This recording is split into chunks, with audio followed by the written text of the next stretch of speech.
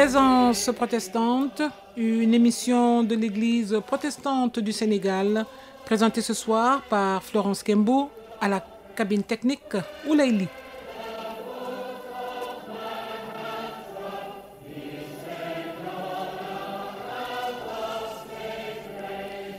Il est heureux, l'homme qui résiste dans les difficultés. En effet, quand il aura montré sa valeur, il recevra la vie. C'est ça la récompense que Dieu a promis à ceux qui lui donnent leur amour.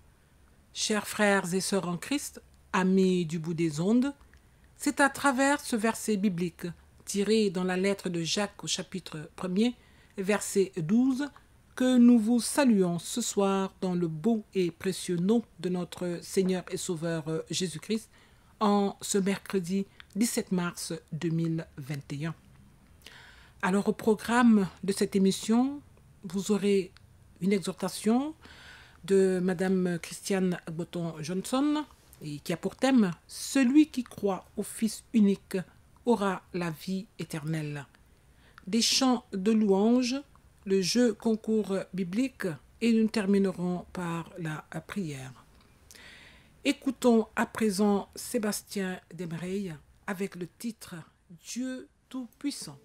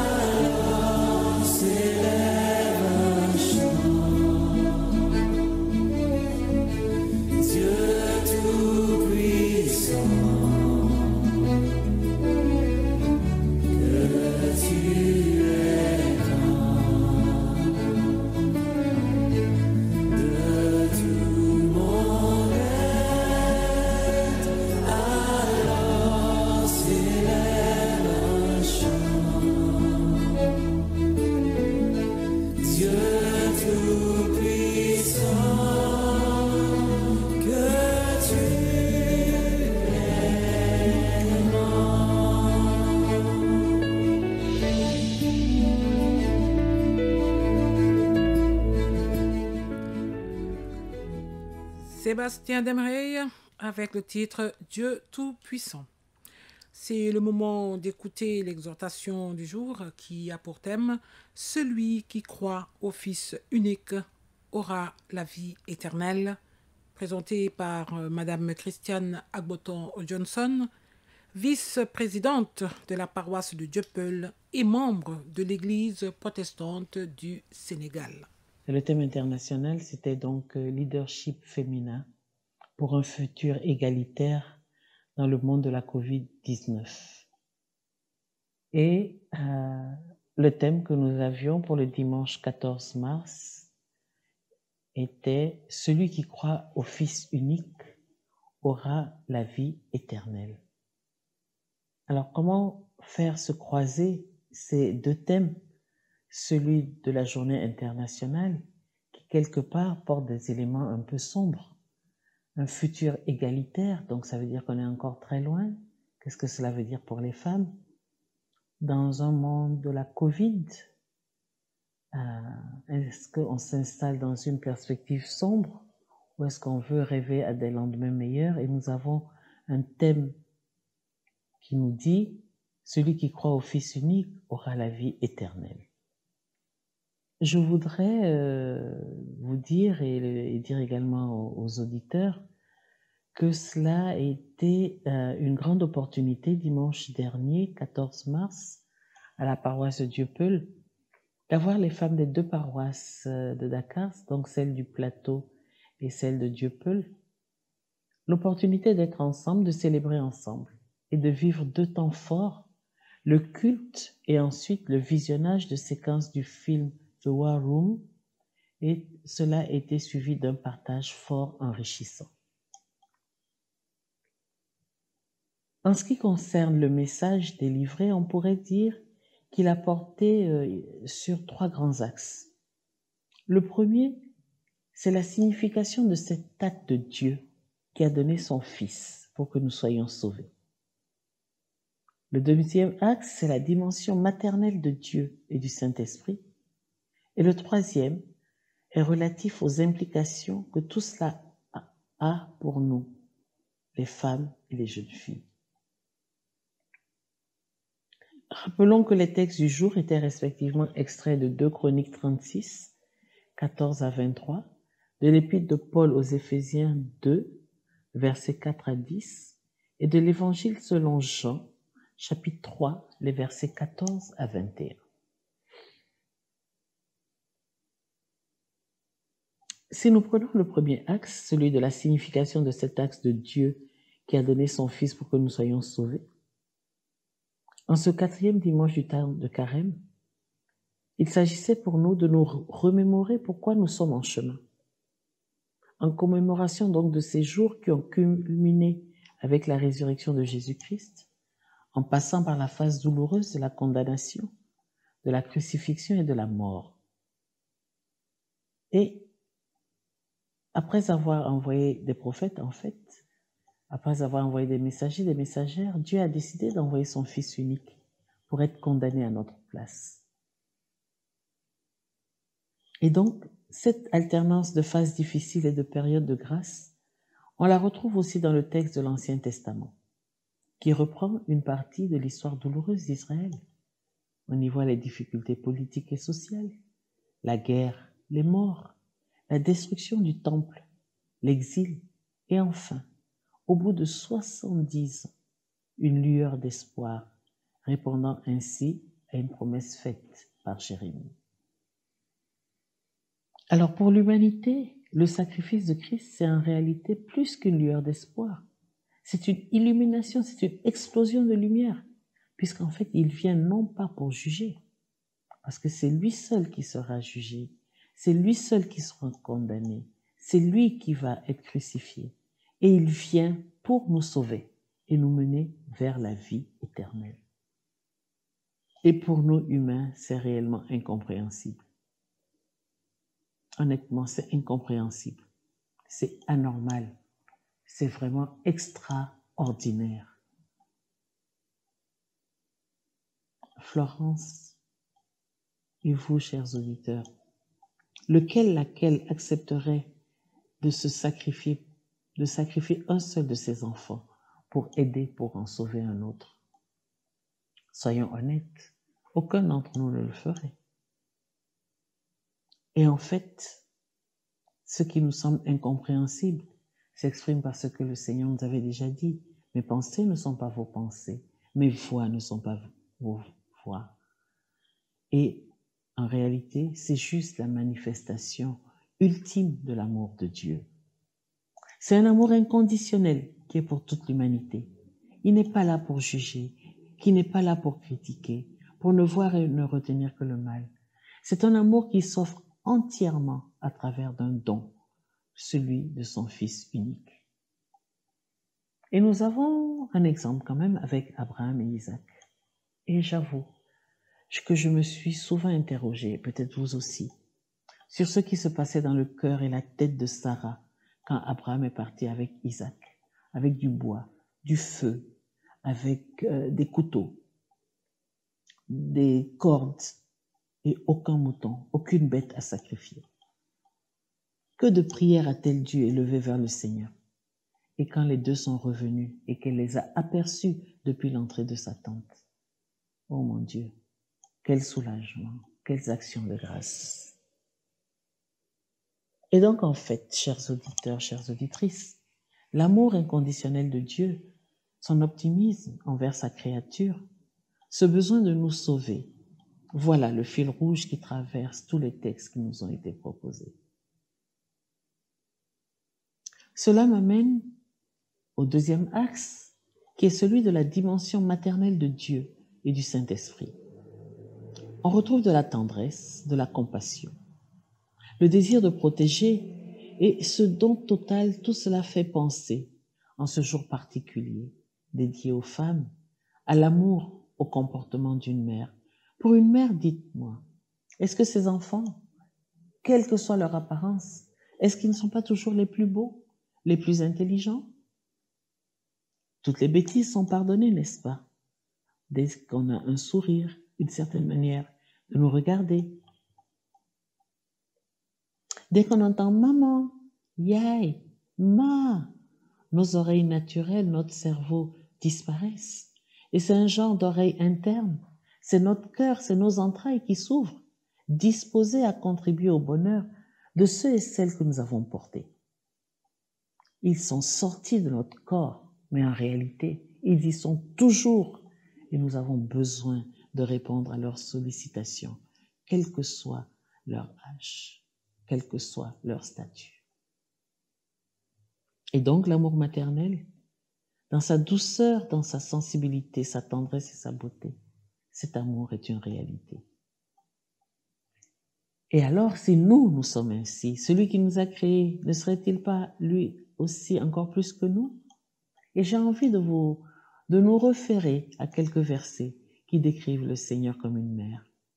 Prenons Genèse 49, 25. C'est l'œuvre du Tout-Puissant qui te bénira des bénédictions des cieux d'en haut, des bénédictions des eaux d'en bas, des bénédictions des mamelles et du sein maternel. Ou alors dans Ésaïe, chapitre 49, les versets 14 et 15, l'Éternel répond, « Une femme oublie-t-elle son nourrisson? N'a-t-elle pas compassion du fils de ses entrailles? Quand elle l'oublierait, moi, je ne t'oublierai pas. » Ou alors, toujours dans le livre d'Ésaïe, mais maintenant au chapitre 66, verset 13, « Ainsi parle l'Éternel. Voici que je dirigerai vers elle la paix comme un fleuve, et la gloire des nations comme un torrent déborde.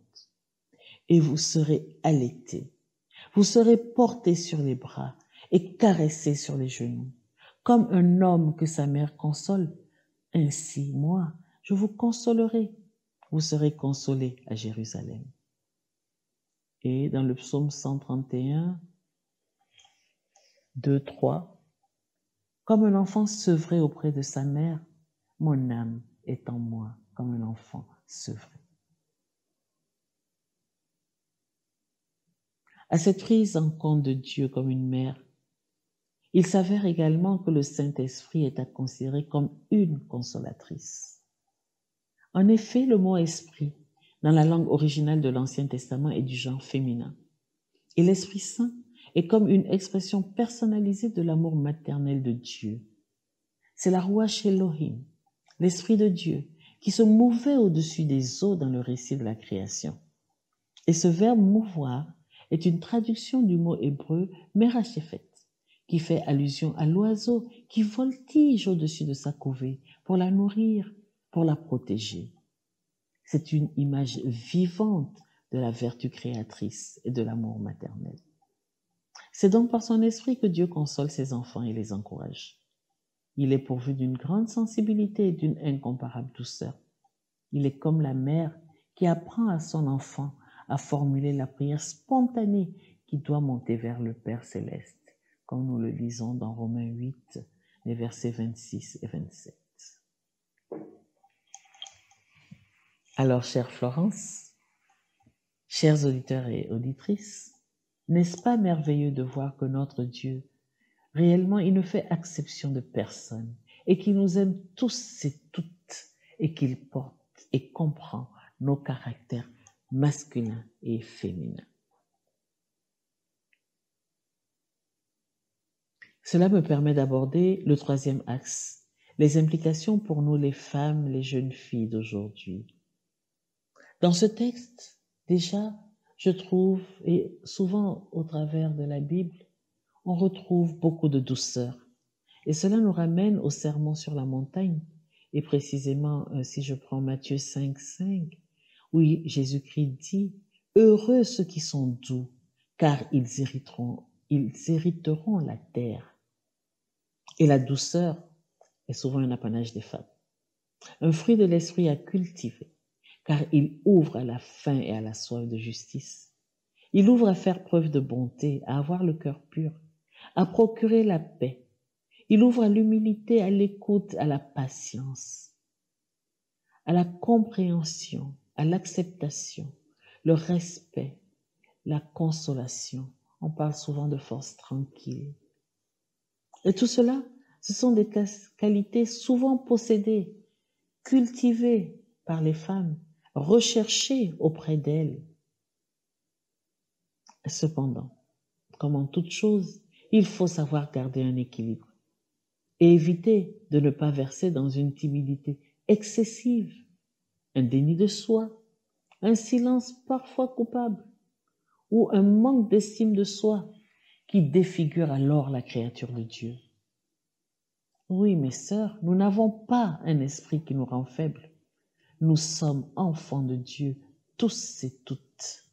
Et c'est cela qui nous met en phase avec le thème qui avait été choisi pour le 8 mars, leadership féminin pour un futur égalitaire dans le monde de la Covid-19. Oui, tout simplement, rappelons-nous que la vie spirituelle ne nous écarte pas des réalités du monde dans lequel nous vivons. Les chrétiens, chrétiennes, les croyants, croyantes doivent être engagés et apporter leur contribution à tous les niveaux pour faire face aux défis du monde. Et la pandémie à Covid-19 en est un. Et je m'interroge, qu'avons-nous fait en tant qu'Église protestante du Sénégal dans ce contexte? On pourrait y revenir un autre jour.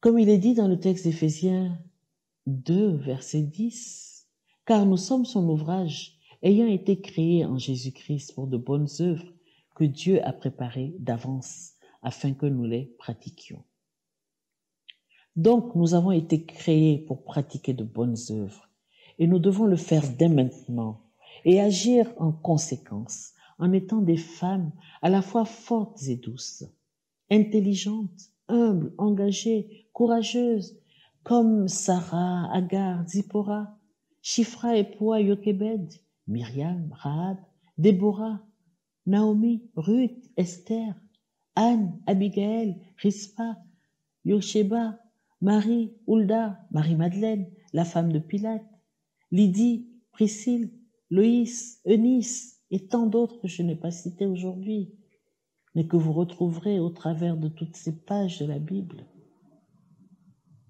Il nous faut réellement prendre conscience que nous sommes toutes appelées à influencer les gens autour de nous et parfois même à notre insu.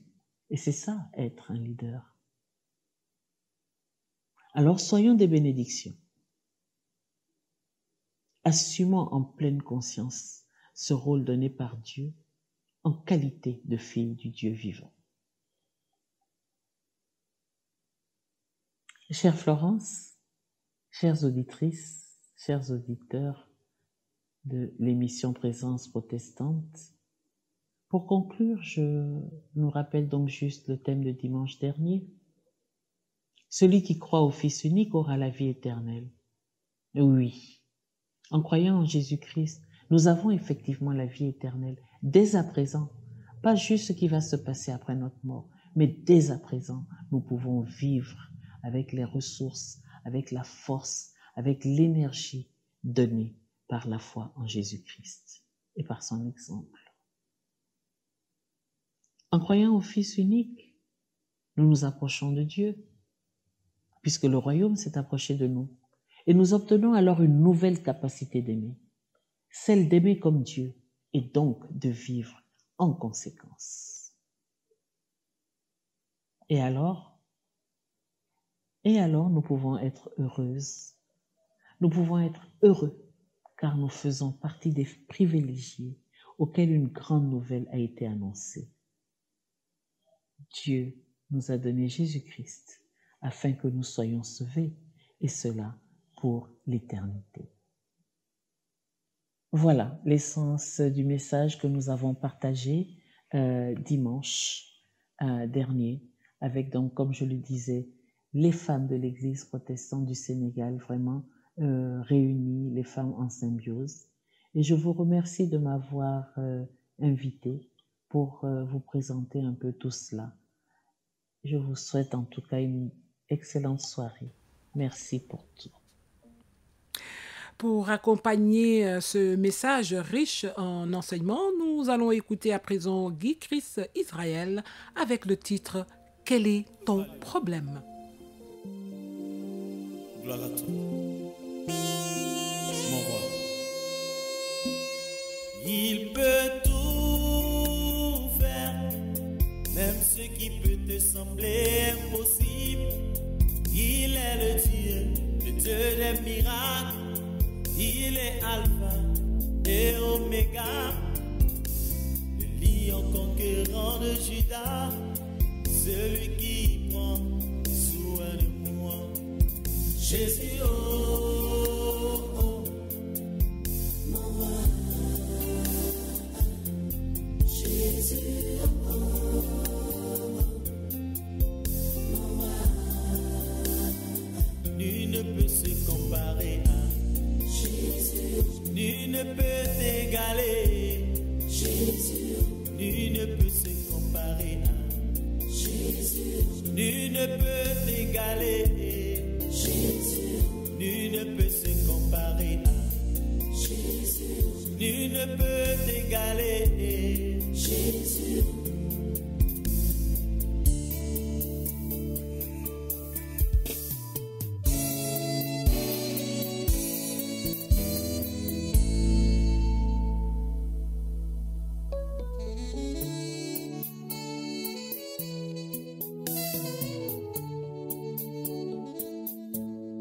Quel est ton problème?